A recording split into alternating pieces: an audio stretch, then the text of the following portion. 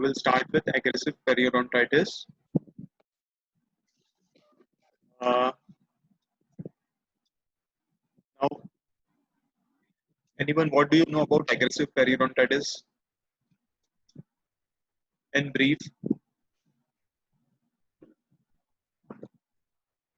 if you check clinically, how will you know whether it's a case of aggressive periodontitis or whether it's a case of chronic periodontitis?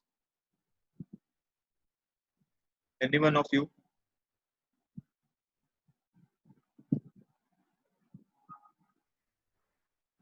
How will you come to know? By checking clinically whether it's a case of chronic or aggressive periodontitis. What is the basic criteria? Are you able to hear? Yes, sir. Yeah, so how will you distinguish between it? On the basis of local factors.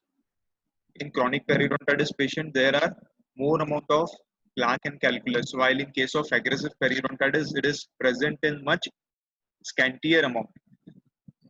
Along with age of the patient, usually the age of the patient is below 30 years of age in case of aggressive periodontitis. So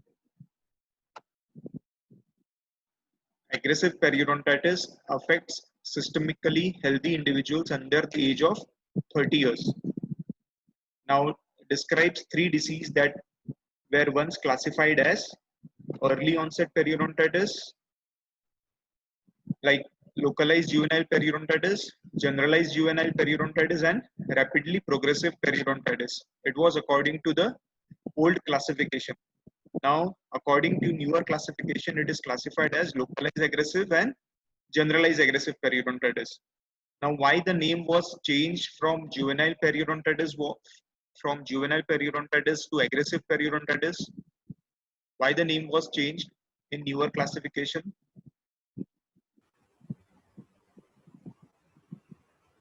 So because it was found in adults as well, Yeah. below the age of 30. Because it was found in persons older than 35 to 40 years also. So the name was changed from juvenile to aggressive periodontitis. Now, what are the distinguishing feature, which I already told you? How will you distinguish it from chronic periodontitis from age of onset, right? Rapid rate of disease progression. Age of onset usually in chronic periodontitis, it is usually present in adult population, right? Apparent lack of local factors. Local factors means what is the main etiology behind your gingivitis periodontitis? Main Plaque. etiology is plaque. formation. So plaque and calculus are present in much greater proportion in case of chronic periodontitis as compared to aggressive periodontitis. Nature and composition of subgingival microflora. What does it mean? Nature and composition of subgingival microflora.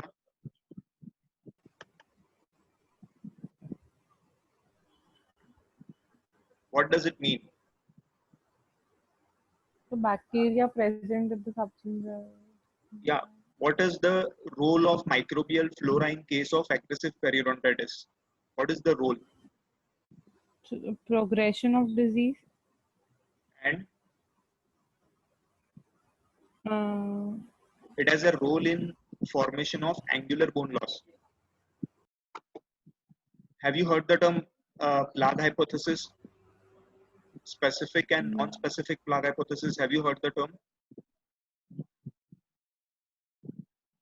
So any example of specific plaque hypothesis is what you called it as aggressive periodontitis, because it is associated with specific subgingival microflora. What is the main composition? Which are the main bacteria present in case of aggressive periodontitis? Porphyromonas gingivalis. Yeah, and aggregative bacter actinomycetum. actinomycetum. These are the two main subgingival microflora which are usually present in cases of localized and generalized aggressive periodontitis. In case of localized periodontitis, it is aggregative bacter, and in case of Generalized periodontitis, usually Porphyromonas gingivalis is present, right? So it comes under your specific plaque hypothesis, where the nature of the plaque decides the progression of the disease, not the whether the not the quantity of the plaque. Quality of the plaque decides, right? Then comes your alterations in host immune response. What you will write in this heading, alterations in host immune response? So depending on the immunity of the host, Yeah. So which cells migrate in first 24 hours after you encounter any infection? Which are the main cells which PMN, migrate? P, polymorphonucleophile. PMNL, Yeah, PMNs. leukocytes.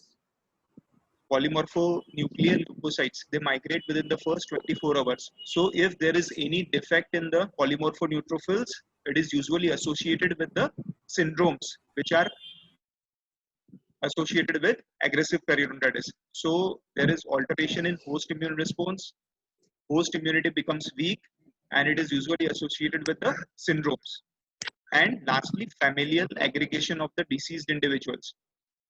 So usually what you will see certain type of genetic polymorphisms in cases of aggressive periodontitis, and that's why it is uh, transmitted from. That's why you will see familial aggregation, right?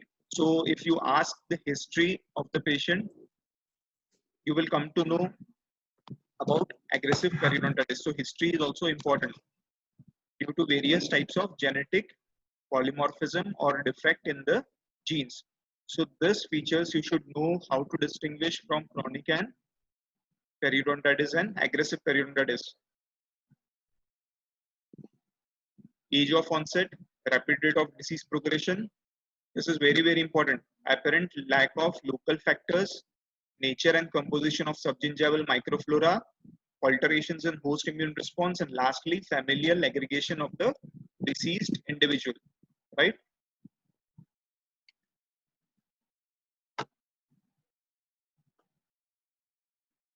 So see, this is one of the clinical picture of a aggressive periodontitis. What is there? There is very scanty amount of plaque and calculus. That is, you can't even identify whether there is any calculus deposits or plaque deposits. But what is the main factor? If you check it with the help of your probe, which probe you use? neighbors. Williams graduated periodontal probe. Periodontal. You can also use UNC 15 probe. It has markings from 1 to 15 mm.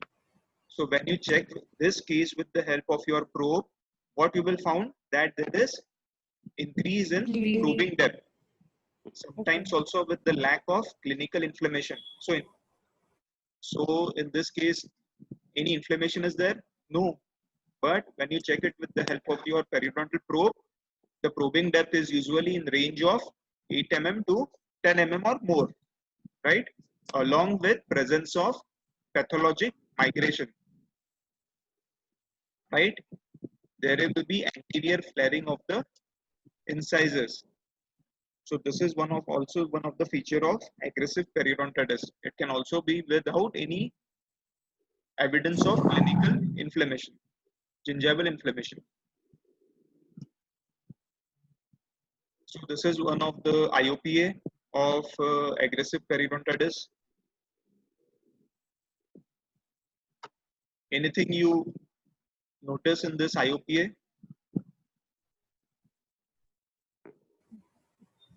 What do you notice in this? There is bone loss. Which type of bone loss? Any typical architecture of bone seen in case of aggressive periodontitis? There is a arc-shaped bone loss, right? So there is intrabony defect in relation with 6. Okay? So radiograph helps in diagnosis of the extent of intrabony defect.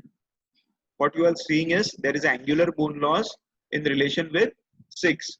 Usually first molars and incisors are first to involve in cases of localized aggressive periodontitis. Which teeth are first to involve? First molars and incisors, because they are first to erupt in the oral cavity. I will explain it later on, but what you are seeing in this IOPA is angular bone loss in relation with 6. Why there is angular bone loss in case of aggressive periodontitis? Anyone of you know? Why there is angular bone loss in cases of aggressive periodontitis or in cases of severe chronic periodontitis? Why you see angular bone loss?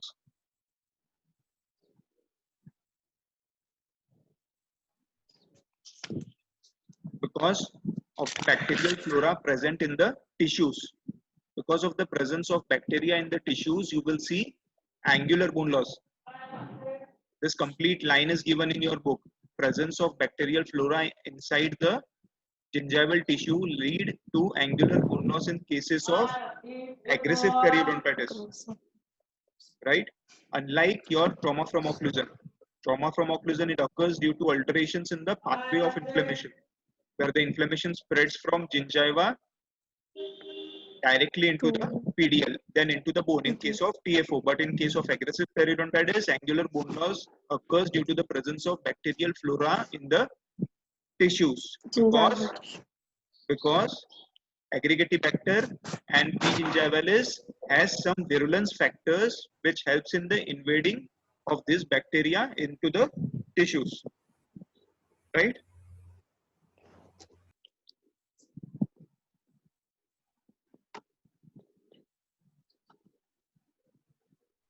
So this is one of the clinical picture in which what you will see, angular bone loss. It is like a two-wall intrabony defect. This is a clinical picture of two-wall intrabony defect where two walls are remaining, right? You classify the intrabony defect according to number of osseous walls remaining, 3-wall intrabony, 2-wall and 1-wall defect. So in this case, what will be your treatment planning? You will do regenerative surgical procedure. That means you will insert your bone graft and membrane for formation of bone.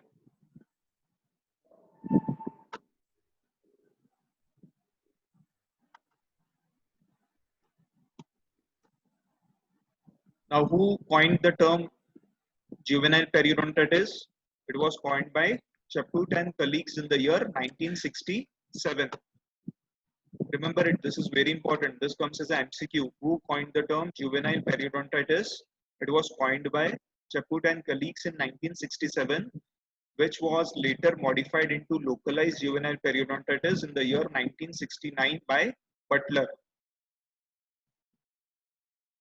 Now, who defined localized juvenile periodontitis? Baer defined this disease as disease of the periodontium occurring in otherwise healthy individual, which was characterized by rapid loss of alveolar bone, more than one permanent tooth, and which was not commensurate with the amount of local irritants, right?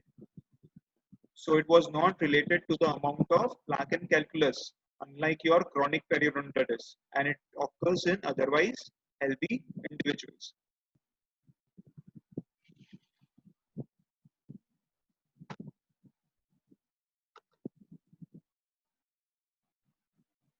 So this term localized juvenile periodontitis was again, as I told, revised into localized aggressive periodontitis in the year 1999 in International Workshop in Periodontics, right?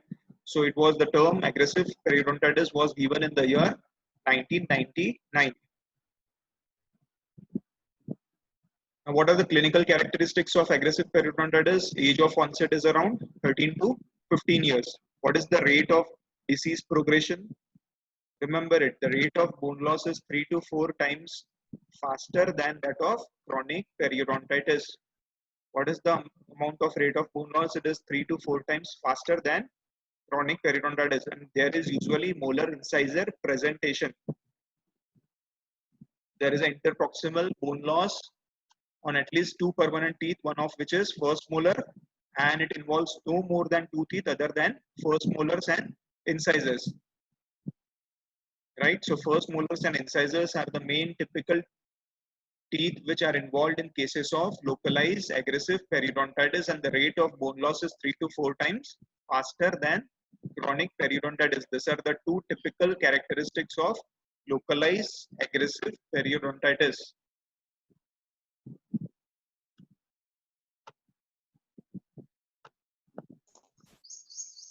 Next is, which I already told you, there is lack of clinical inflammation in spite of deep periodontal pockets. So in each and every case, like, you will not get any clinical inflammation in cases of aggressive periodontitis, but when you probe it, you will get probing depths like 8 mm, 10 mm, or even more than 10 mm. There is minimal plaque deposits inconsistent with periodontal destructions and contains elevated level of periodontal pathogens like Aggregatibacter and P. gingivalis, right? Calculus formation is rare. Some cases progresses to affect other teeth while some are self-arresting, right? Are you able to hear me? Yes, sir. Everything is clear Yes, in sir. clinical characteristic.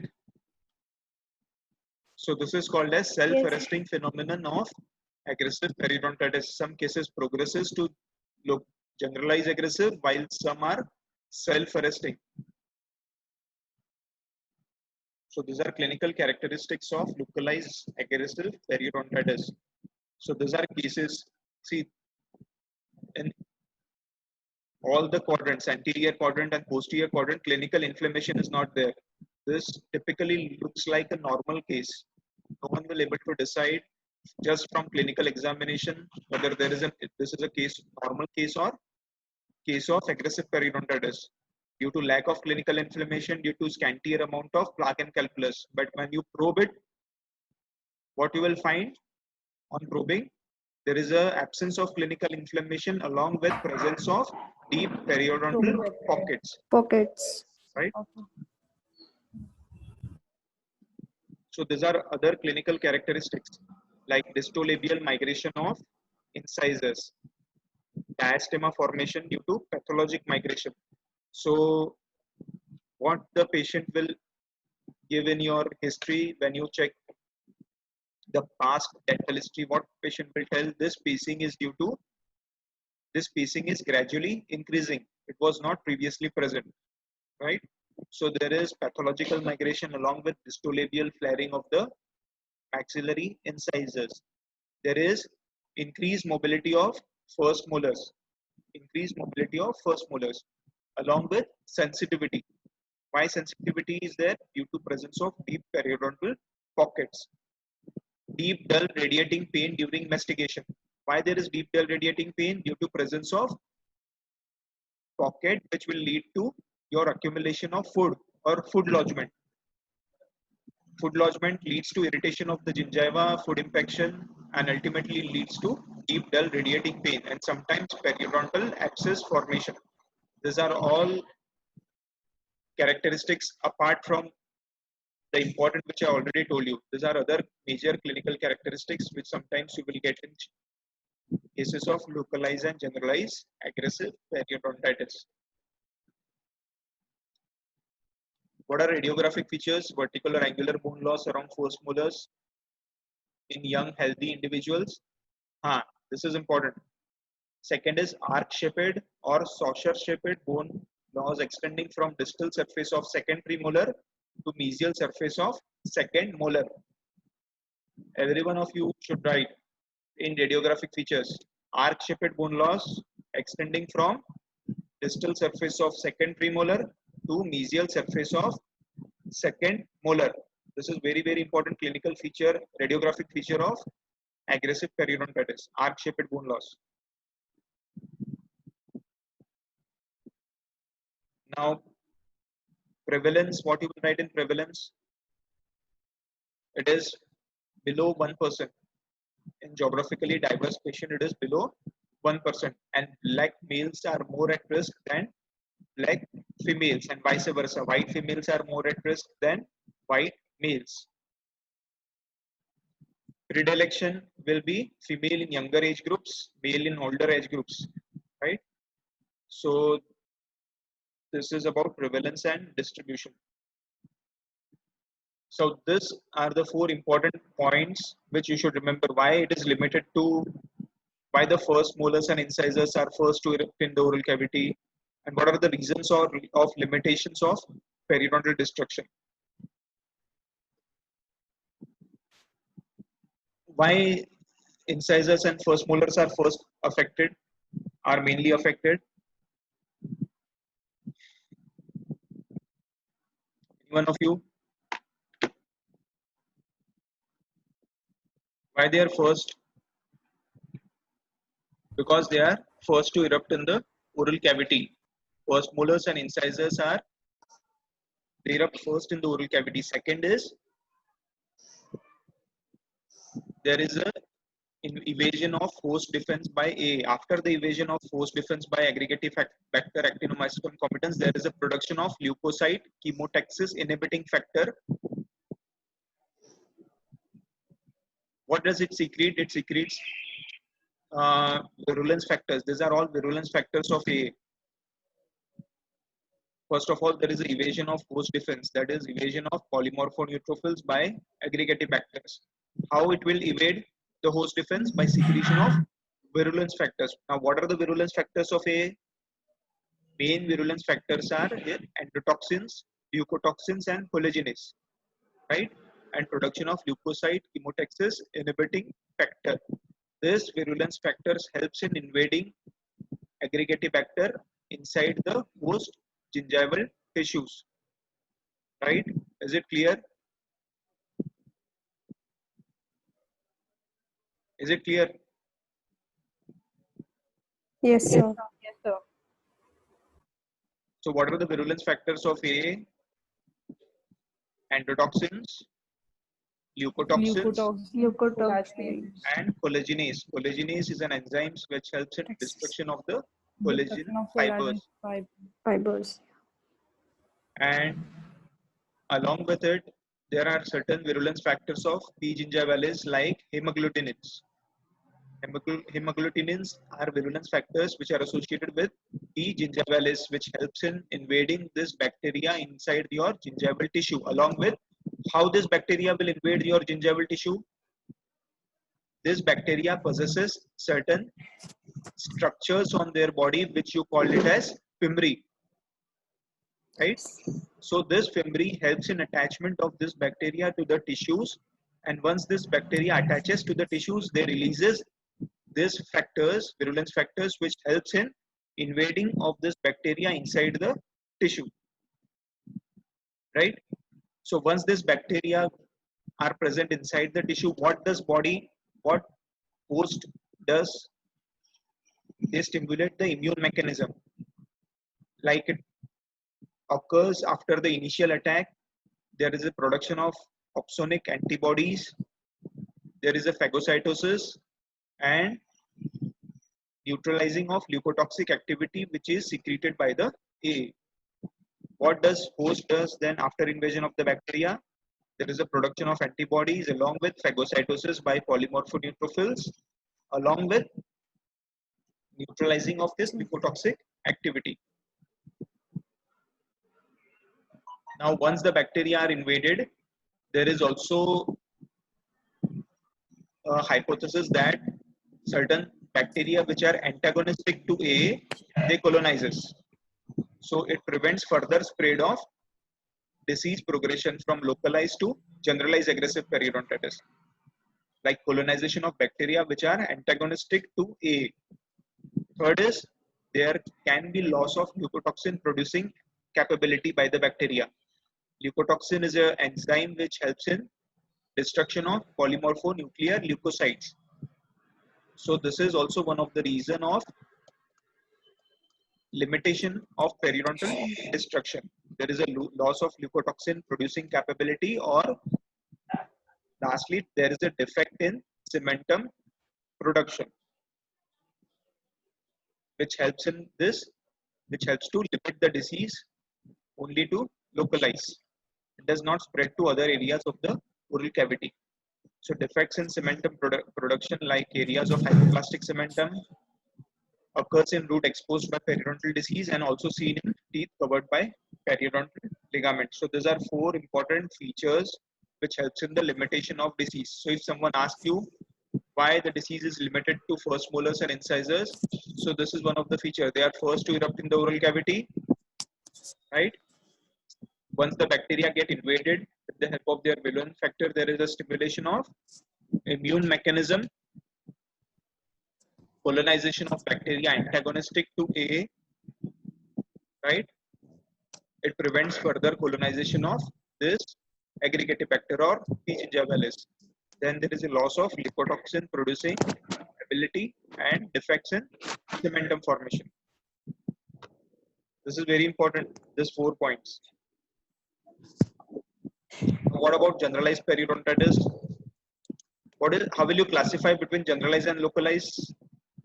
Aggressive periodontitis, it occurs in the age 30 years, but older patients may get affected, right? Affects at least 3 permanent teeth other than first molars and incisors. Remember, if it affects at least 3 permanent teeth other than first molars and incisors, there is a poor antibody response to pathogens, right? What do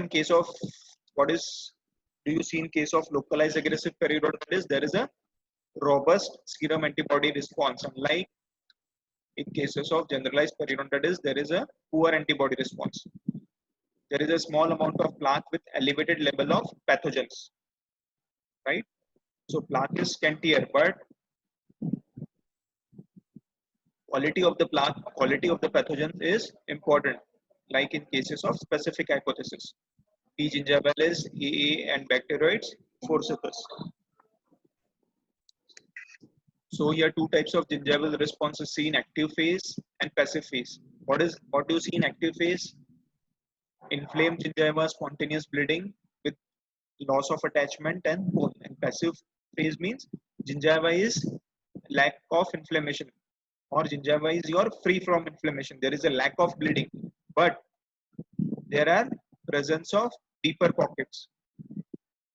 The case which I have shown you is of passive phase, where there is a lack of inflammation, but along with presence of deeper periodontal pockets, along with systemic involvement like weight loss, depression, and malaise.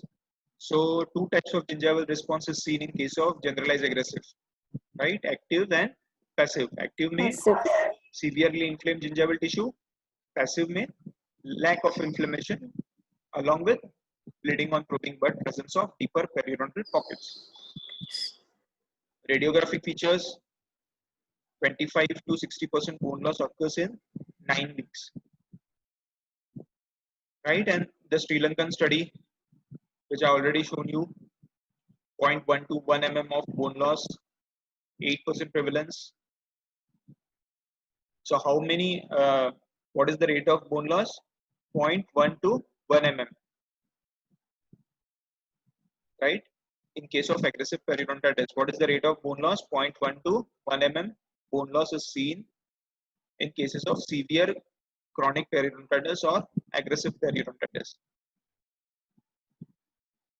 So if someone asks you, tell 0.1 to 1 mm of bone loss per year is seen in cases of untreated aggressive periodontitis, right?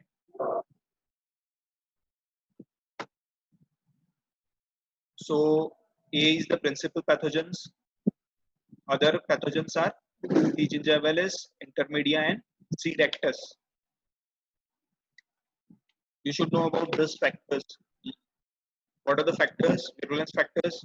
Write it down: leukotoxin, endotoxin, bacteriocin, immunosuppressive factors, collagenase, and chemotactic inhibition factors. This is very important. What are the virulence factors of A? Leukotoxin, which helps in destroying the polymorphoneutrophils. Then comes your endotoxins. It activates the host cells to secrete the inflammatory mediators. What is the role of inflammatory mediators like interleukin 1 beta and tumor necrosis factor alpha, prostaglandin? What is the role? These inflammatory factors are associated with your resorption in your alveolar bone. So what happens due to genetic polymorphism, which you see in aggressive periodontitis? What happens due to polymorphism in genes if they encounter your endotoxins? So the interleukin 1 beta tumor necrosis factor alpha, it secretes in greater proportion as compared to your chronic periodontitis patients due to polymorphism in genes, right? So the main role of this inflammatory mediators are in bone resorption. Bacteriocin helps in inhibition of beneficial species, right? Certain species are important for maintenance of the healthy gingival tissue. So bacteriocin are important immunosuppressive factors. Collagenase helps in degradation of the collagen and chemotactic inhibition factors. Immunologic factors may remember only two things. Human leukocyte antigen is the marker for aggressive periodontitis. Now, what HLA antigens? This you should remember that HLA-A8 and HLA-B15 are associated with generalized aggressive periodontitis. They are associated with functional defects in polymorphonuclear leukocyte. So just write in immunologic factors that human leukocyte antigen is the marker for aggressive periodontitis. Amongst the HLA factors, HLA-A8 and HLA-B15 are important. That's all, right? Genetic factors, which I told you, familial aggregation, and which mode of inheritance is present. In case of aggressive periodontitis, there are various modes of inheritance, right? So autosomal dominant mode of inheritance is present in case of aggressive periodontitis. Remember it, it comes as an MCQ. Autosomal dominant, autosomal recessive, X-linked. So what you will write, autosomal dominant mode of inheritance is present. Gene is transmitted through autosomal dominant mode of inheritance. Immunologic defects, especially neutrophil abnormalities, may be inherited, which are associated with your syndromes, right? Environmental factors. What you will write in environmental factors? Smokers. Smokers with generalized aggressive periodontitis may have more amount of attachment loss, bone loss. Environmental factors, in all the cases you will write smokers. In chronic periodontitis, aggressive periodontitis, smokers are only associated. So smoking have deleterious effect on your attachment loss and bone loss, right? So that's all. In brief, what you will write definition of localized aggressive, you will write classification, you will write the clinical characteristics of aggressive localized, you will write the differentiate between localized and aggressive, and then you will write the variable factors of A and P gingivalis, which I told you: leukotoxin, endotoxin, bacteriocin, collagenase, leukocyte inhibition factor. All you will write along with the variable factors of P gingivalis, and then you will write environmental factors, risk factors, environmental factors, genetic, immunologic. Right? Any difficulty? Difficulty?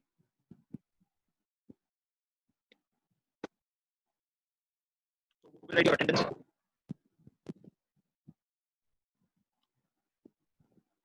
Can you hear me? Hello? Yes. So write attendance. So Sharwari will forward you the attendance. Yes, sir. Yeah. Any difficulty on writing? So you're not audible. Not able to hear you clearly.